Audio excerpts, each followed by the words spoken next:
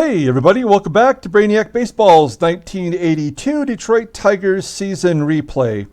Today's matchup is between the Detroit Tigers and the Chicago White Sox at Comiskey Park. On the mound for Detroit is Dave Rozema, whose record is 0-1 with a 2.05 ERA. And pitching for the White Sox today is Ken Kravec, whose record is 1-2 with a 5.21 ERA.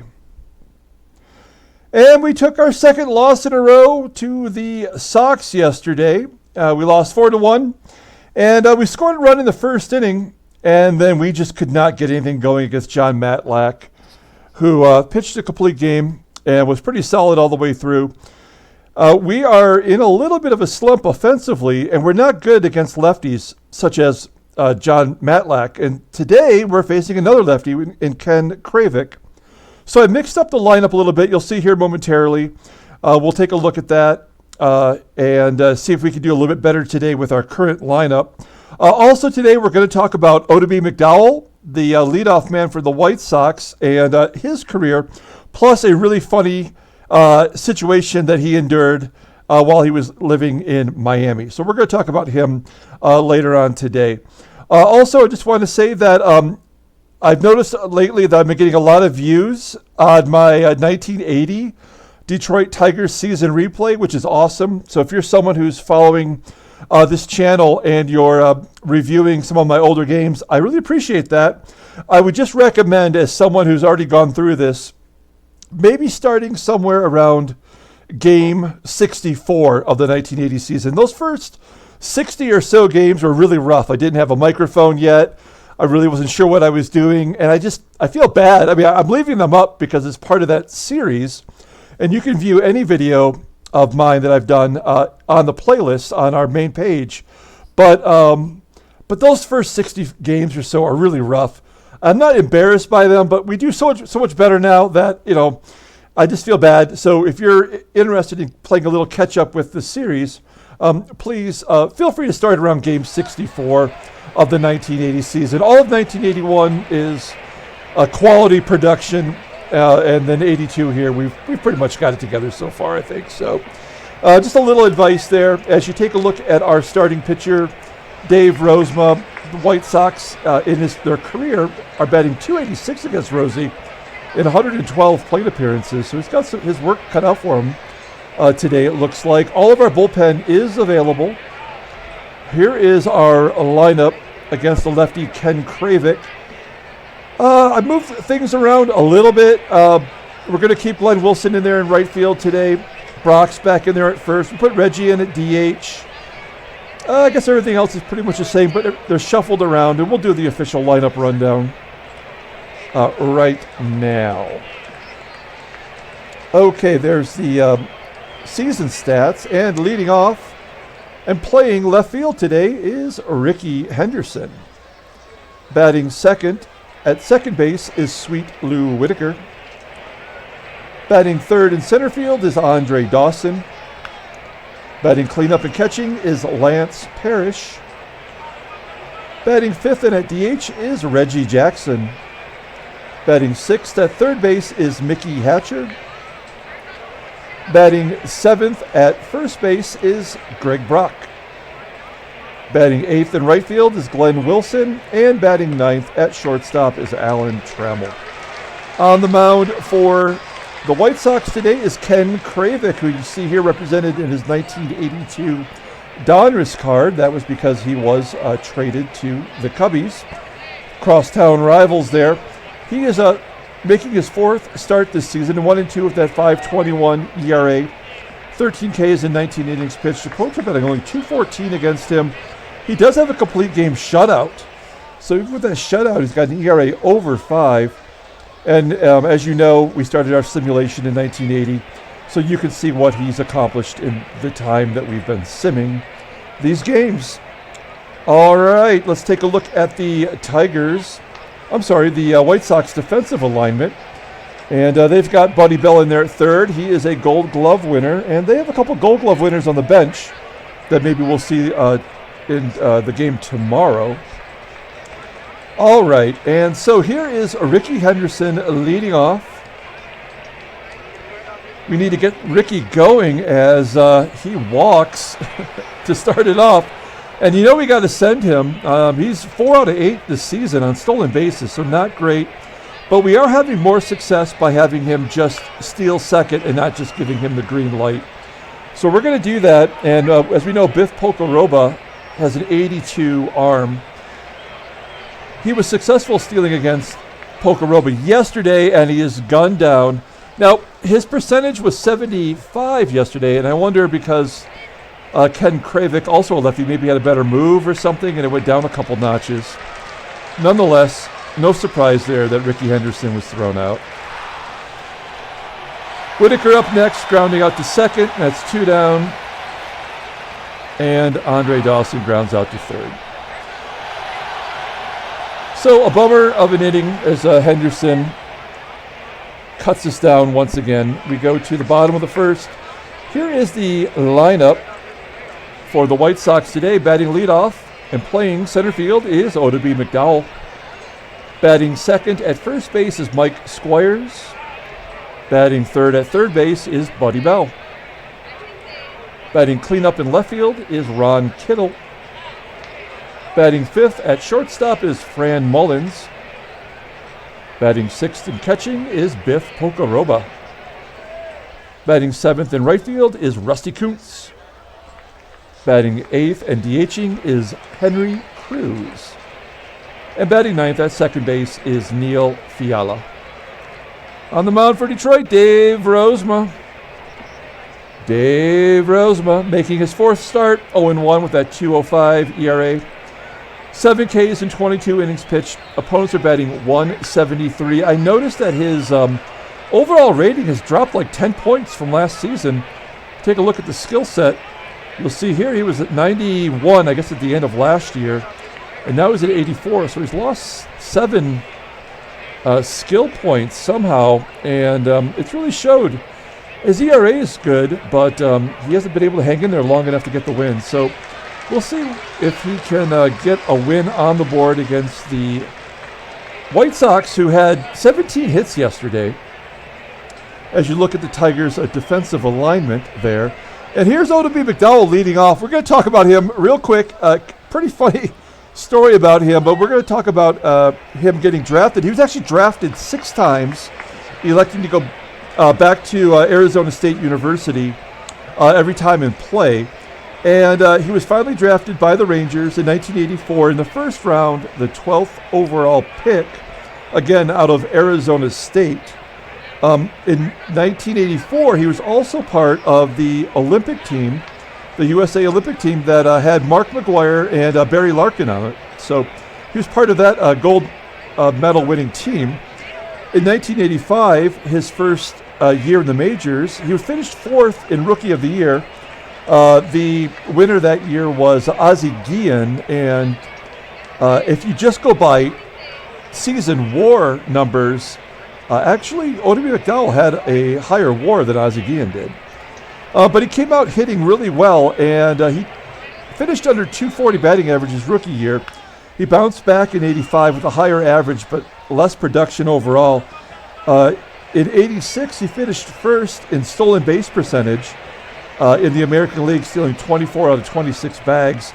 And he finished first with 13 assists as a center fielder. But the funny part of his story is after his career was over, he went to Miami and coached high school baseball there. And there was a breach of the Broward County Water and Sewage website, and someone took his information and posted his water bill online every month for 14 months. And it became a running story on Deadspin, the sports like sarcastic website, which is worth going to check out. But if you go to Odiby Mcdowell's baseball reference page on the main page where it has all of his statistics, it actually lists all of his statistics for his water bills for those 14 months. So if you get a chance, go check out Odiby Mcdowell's baseball reference page, and you can see how much water he used while he was living in Miami. Pretty funny story. So let's get going with the game. Here's Odiby Mcdowell leading off. against Dave Rozema. McDowell sends a fly ball into right center field. There's one down. Next up is Mike Squires. Squires gets drilled in the hip. You know that didn't hurt. 83-mile-an-hour sinker pitch. Runner on first for Buddy Bell. And Bell hits a ground ball to second. That could be two. It is. So the Tigers get out of the first. And we go to the top of the second. There's no score. Lance Parrish leading off against Ken Kravec. Parrish, base hit to left field. There's the first hit for the Tigers today. Lance on first for Reggie Jackson. We gave him the day off yesterday. We're going to let him swing away here. And he strikes out. One down. Next up is Mickey Hatcher. We're going to hit and run with Hatcher. We know he does that well. Hatcher batting .354 with a home run. The homer was a grand slam. And he gets a base hit into left field as well. Parrish moves up to second. And Greg Brock steps in. Now he's a lefty versus a lefty. He only batted .200 last year versus lefties. I think he's .167 so far. There we go. Base hit up the middle. Parrish scores from second, and it's 1-0 Detroit. Now, we did score a run early yesterday's game, and then we just couldn't get it together after that. As Wilson pounds it right into the dirt in front of home plate, and an error by Pocoroba allows Wilson to be safe at first, and another run scores. And it's 2-0 Detroit. Still only one out. Alan Trammell up next. He's been struggling, so we dumped him in the 9 spot to get him fired up, or at least not affect the lineup, as he strikes out, swinging for the second out. And we're back to Rickey, who walked and then was thrown out stealing. He pops it straight up on the infield to shortstop, and Mullins makes the play. So we get a couple runs on the board. It's 2-0. Ron Kittle leading off. It's Kittle, Mullins, and Pocoroba. We did our deep dive on Ron Kittle yesterday as he walks. Runner on first. Fran Mullins up. Of 17 hits yesterday for the White Sox, Mullins was the only Sox hitter who did not get a hit. And back-to-back walks by Rozema. This is unusual. He does not walk many batters. He had 30 in 163 innings pitched last year, and before that he had 37 in 168. So that's probably not a good sign for what's to come this inning. As Pocoroba steps up and hits a fly ball into right center field. There's one down. Kittle holds at second. Next up is Rusty Kuntz. And Kuntz pops it up on the infield.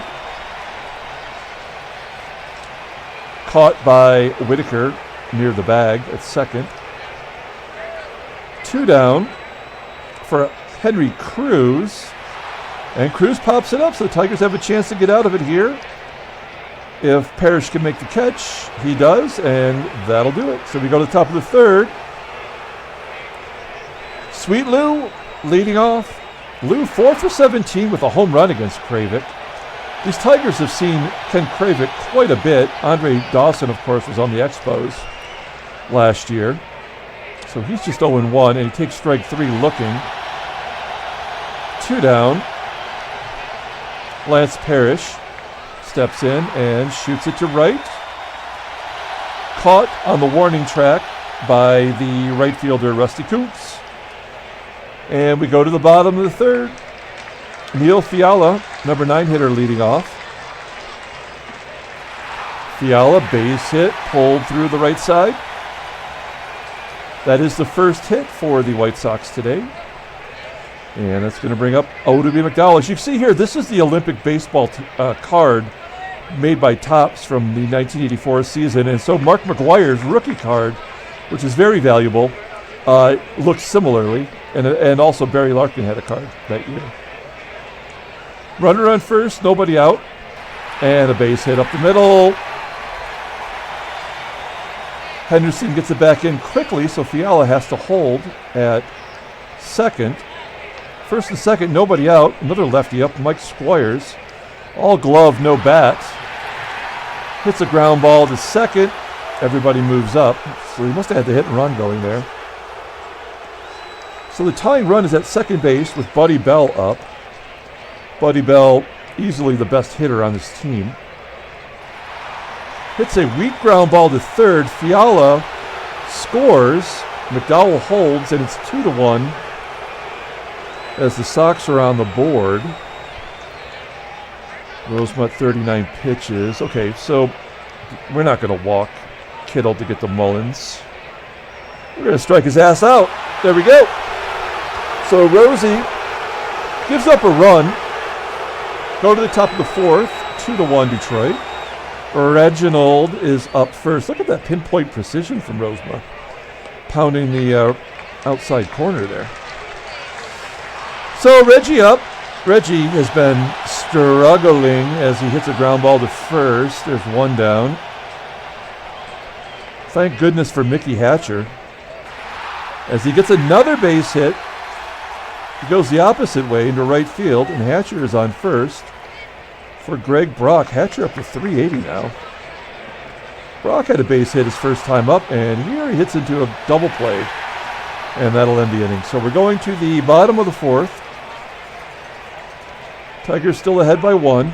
Fran, Mullins, Biff, Pocoroba, and Rusty Kuntz. This is the all-name team as Rosie gets his second K, striking out Mullins. Biff, Pocoroba up next. Oh, grounds to Whitaker, and Whitaker boots it. That's his first error on the season for the Gold Glover. He was going to get one sooner or later. Never a good time for an error. And then Kuntz rips it up the middle. Henderson. Actually, I'm sorry, that is not Henderson in center field. We rotated the outfielders this game. That's Dawson in center and Henderson in left field. Henderson had 2 errors in left field yesterday. He's got 3 on the year, and he had 3 all of last year in any outfield position. So he's already equaled his error total. We're going to pull everybody in, try to prevent another run from scoring. Or we could play back. That's a lefty, so we're gonna pull the infield in. Oh, and he jacks it. It doesn't matter. We could have had him standing right in front of home plate, and he still would have jacked it into right center field. All right. Well, you know, when the error happens like that, it usually means something bad is on the horizon, and we find ourselves down 4-2 now. And then Neil Fiala follows that up with a hit. Only 3 of the 4 runs are earned against Rosie so far. And looks like we're going to have another short outing here the way things are going as McDowell grounds out to short. Tigers can't turn 2. So 2 down with McDowell on first. Tons of speed over there. As I mentioned in the opening, McDowell having 24 out of 26 that one season as Squires flies out to Dawson in center field. Okay, we go to the top of the 5th. 3-run shot by Cruz. That was his 4th on the season, team leading 4th. We go to the 5th inning. Here is Glenn Wilson leading off against Kravec. Wilson starts it off with a base hit through the left side of the infield. And we're going to hit and run. I mean, Trammell has offered us nothing so far. Here's our team MVP last year, and it wasn't even close. As he grounds out to short, Wilson into second. 1 down. Here's Rickey Henderson. 3rd time through the lineup for the Tigers. Base hit up the middle. Will Wilson score from second? He does. So we get 1 of the runs back. And I don't have the guts to try to steal again. I wasn't going to say guts. I'm sure you know what I was going to say. As we hit and run. There we go. Base hit by Sweet Lou to left. Henderson hustling into third. And the tying run is at third base for Dawson. Let's have Dawson hit a sac fly if he can. Tie this game up. Ground ball, base hit past Squires at first. Henderson scores. Whitaker. Do we want to send Whitaker home? It's like right there. Rusty Kuntz, not a good arm, but you know our track record, we're going to say no. And we're going to hold everybody up. There's only one out. We're going to give Parrish a chance here to hit a sac fly. Parrish, ground ball, base hit through the left side. Whitaker scores. Dawson around third. He scores as well, and it's 6-4. Detroit. Here we go. We are on a roll, and then Reggie steps up. He's got a Reggie bar in his back pocket, and that causes Ken Kravec to balk. So Parrish is on second. That's going to get us out of the double play potentially here, assuming Reggie doesn't do anything asinine. And then a wild pitch allows Parrish to get to third. So now we're just going to go on contact. We're up 2. If Reggie puts it in play, we'll score another run here. Oh, no. Of course not. As Reggie strikes out swinging. That's going to leave it up to Mickey Hatcher with 2 down. Hatcher's having a great day. That's a gentle fly ball to left field. And that'll do it. So we get 4 runs on the board. We're giving Rosie the lead. Let's see if he can work with it here, as a bunch of righties are due up. Starting with Buddy Bell, and he walks him. 3 walks for our boy Rosie. We're going to guard the lines and also try to get 2 here. Ground ball back to Kittle. Rosie, I should say. And Rozema, come on. Suddenly, we are the worst defensive team. Now, we saw in yesterday's game, we saw the park effects for Comiskey Park, and errors do occur here more often. So maybe we are falling prey to that. But at this point, with the walk and the error, there's nothing we can do about this. We just have to play it out as Mullins lines out to Trammell, the one guy who makes all the errors on our team. And he's able to control himself and not be a spaz out there for the first out. Then Pocoroba flies out to center. There's 2 down. So with 2 outs, runners are first and second. Rusty Kuntz steps up, and he hits a ground ball to second. Whitaker makes the play, and we get out of that jam. We go to the top of the 6th. We have a new pitcher in the game for the White Sox. Second in a Cubs uniform, though, as we take a look at the in-game stats here before we take a look at the pitcher's card. Player of the game, I guess it has to go to Parrish with the 2 RBIs and the 2 hits. Here's Mike Prawley. He was traded to the Cubs mid-season in 1982, so this is actually a Topps traded card. He's making his 3rd appearance this year, no record, 3 ERA, 1 K in those 3 innings pitched, and opponents have beat him around. 429 opponents batting average, and he had a rough year last year too. So at age 31, he's got to pull it together. He's going to be going to arbitration this year. He's not a free agent. Sox will have some decisions to make as Greg Brock steps in. Finally, we're facing a righty. That makes me feel good as Brock hits a ground ball to third. There's 1 down. Next up is Glenn Wilson. We're going to let him bat instead of bringing in Gibby. Ground ball to short. Mullins tosses him out. 2 down. And finally, Alan Trammell misses by a mile. We go to the bottom of the 6th. We're up 6-4. And we have 4 lefties due up in a row. Now, we gave the lefties a day off yesterday, so we're taking Rosie out. He's definitely not pitching well, and we're going to give him a chance to at least get the victory. We're going to bring in Keith Comstock, who has been pitching pretty damn good. Looking at his stats here, making his 8th appearance. He's 0-0 with that 3.52 ERA. 9 Ks and 7.2 innings pitched. Opponents are batting .214, but more importantly, lefties are crushing him. What? Lefties are batting .286 against him. He's got a 92-mile-an-hour fastball, but his curveball is his go-to out pitch. Well, let's pull it together here. Whoops, I guess I need to enter the game with him. All right, there we go. So Comstock is going to face Henry Cruz, Fiala, and McDowell Cruz has an 0 against him, 0 for 4 with 1 strikeout. Hits a ground ball that gets past Whitaker for a hit. So lefties do actually hit Comstock pretty well. But we're in it now as he strikes out Fiala. There we go, there's 1 down.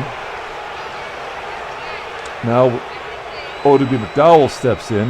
He batted .250 last year against lefties in limited duty and a base hit up the middle. Unbelievable. I'm not really worried about that run. We're going to try to turn 2 here with Mike Squires up. First baseman running. Let's see how this plays. And he walks him. All right. So that is a turd in a punch bowl for Keith Comstock. And now we got to bring in somebody we trust here with the righties due up. And I don't really necessarily trust any of these schmoes. But we're going to bring in Tom Hume. And Tom Hume enters the game with the bases loaded. And now a true double play opportunity with Buddy Bell batting, with a 68 speed. So we're going to count on that. I'll give up a run for a double play opportunity. That's a ground ball to third to Hatcher. Step on the bag. And we get to 6-4-3. Goes around the horn. And we get ourselves out of that. No thanks to Keith Comstock. We go to the top of the 7th. Tigers still hold a 2-run lead. Rickey Henderson leading off the inning with another walk. His 3rd time on base today. And we do have a righty in there. So he's going. Now we're going to give him the green light. It's up to 77% now with the righty in there. I don't know if you saw that. I'll show you again. It was 73, his first attempt. We're going to give him a green light. Yep. So Lou steps up. It's a fly ball to center field. And there's 2 down. And finally, Andre Dawson pops it up. So the biggest drawback to these caught stealings, other than the missed opportunities, is I feel like the game will switch gears on you, like a momentum change, when someone gets thrown out on the base pass. Because we know that happens basically with errors, but I automatically, immediately feel like we're about to get pummeled. So we'll see here, as we're going to let Hume, who only threw 4 pitches, pitch to a couple righties. Kittle being the first one who gets a base hit, of course. So runner on first for Kittle, and then for Hume, I should say. And Mullins pops it up on the infield. Now we have a switch hitter, Biff Pocoroba. So he's going to bat lefty. Ground ball to Trammell at short, and we turn 2. Nicely done. We don't have to sweat that. We go to the top of the 8th. Lance Parrish leading off. 2 for 3, 2 RBIs today. Probably our player of the game as he grounds out to first. 1 down. You know who's not our player of the game? It's Reggie. He's 0 for 3, 2 strikeouts. And he's working hard to get the golden sombrero. Strikes out again. 2 down for Mickey Hatcher. He's 2 for 3 on the day, and he strikes out. We go to the 8th inning. Do we let Hume throw 1 more? We do. It's Rusty Kuntz. Kuntz never faced Hume. And he gets a base hit, of course. All right. So that's it for Hume. He actually didn't do horrible. We're going to bring in our best relief pitcher. And that's Dave Rucker, who does get lefties out. They're batting 133 against him. Righties are batting 059. They're making their O face when they face him. Take a look at his stats. He's got his 10th game played-in appearance. 3-0 in relief. He hasn't given up a run. Knock on wood. 7 Ks in 9 1/3 innings. Opponents overall batting 094. So this is the guy we want in there with this string of lefties due up. Starting with Henry Cruz, who batted 063 last season versus lefties, and he walks him. All of that talk, all of that build-up, and Dave Rucker couldn't find home plate. Neil Fiala up next. Ground ball, base hit, of course. And Kuntz has to hold it third. Once again, we will give up. No, do we pull him in here? Yes, we do. We're going to pull him in because the odds say he will get McDowell out. So we can perhaps prevent the run, and then we still have one lefty to contend with. So we might get out of this. Let's see. Or McDowell just might jack it. Yeah. So he was overdue to give up runs. Well, they still have the lead, but at this point, I think it's pretty hopeless. We'll pull the infield in against Squires, and he pops it up. So our lefties have pooped the bed today, and we're taking out Rucker. That run actually went to Hume, and we are going to bring in the ghost of Joe Kerrigan. Hit replace, did it not work? There we go. So Joe Kerrigan, we like him, but he has had a couple rough outings. He's walked 4, only given up 2 hits and 1 run. Opponents are batting 125. He's a ground ball pitcher. We would love to turn 2 right here, right now. We're not going to pull the infield in. At this point, a base hit is going to score 2. So we're just hoping for a ground ball. There we go. Back to Kerrigan. What are we going to do with it? And we turn 2. Oh, my gosh. Now that I did not expect, but we'll take it as Kerrigan gets the job done. Sigh of relief. We go to the top of the 9th. We're up 6-5, and they're bringing in Dewey. Only his 3rd appearance.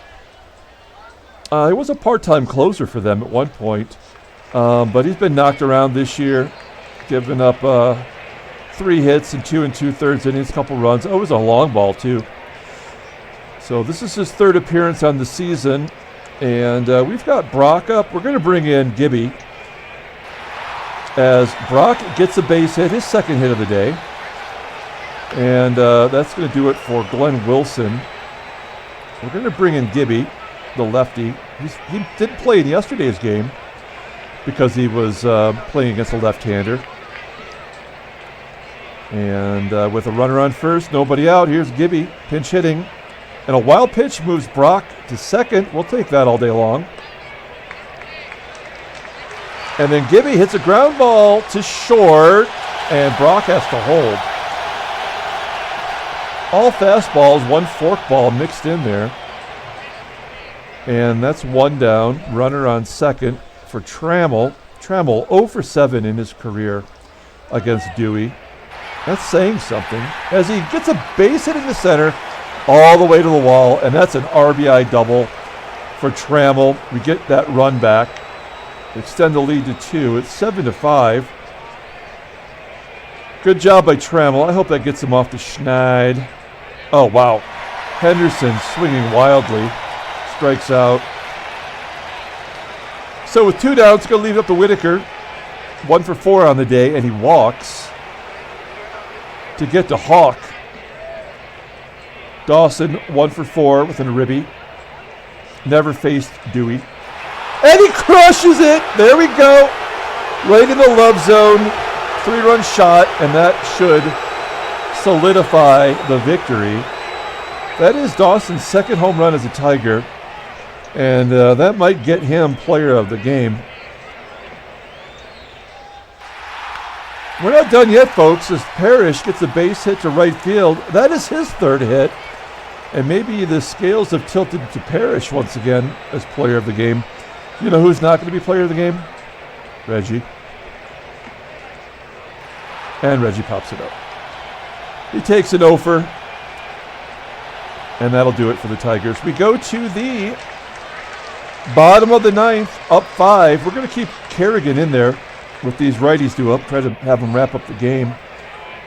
Technically, he could get a save for this situation as he strikes out Kittle. Bringing up Mullins. Took an 0 for yesterday. He's 0 for today. And he strikes him out. We are down to Biff. 2 down. And he strikes out the side. for the save, and the Tigers win 10-5. That was actually a very entertaining game, as we had 2 4-run innings, capped off there with that Dawson home run. And there is a trade offer, slightly different than the last time we saw the A's offer us Putman, who we do like. But they want Bryn Smith, and we need Smith at least until Petrie gets back. We don't have anyone really to offer, to take over that 5th spot just yet. We have a pretty good single A and double A team of starting pitchers, but that's not going to get it done. Let's take a look at the standings, and we jump back into the lead of the American League East at 11-4. Kansas City is crushing it. Toronto and Milwaukee, suffering injuries and stupidity, have already put them almost 10 games back. That's crazy. Our stolen base percentage on the season is below 40%. I mean, we're not running anymore. There's no reason to run with Rickey Henderson. I was excited about getting him because it adds a different dimension to our team. But he clearly is not the Rickey Henderson who lived in the real world and stole 130 bases in 1982. As Boston starter Danny Parks is going to miss a couple of weeks with a foot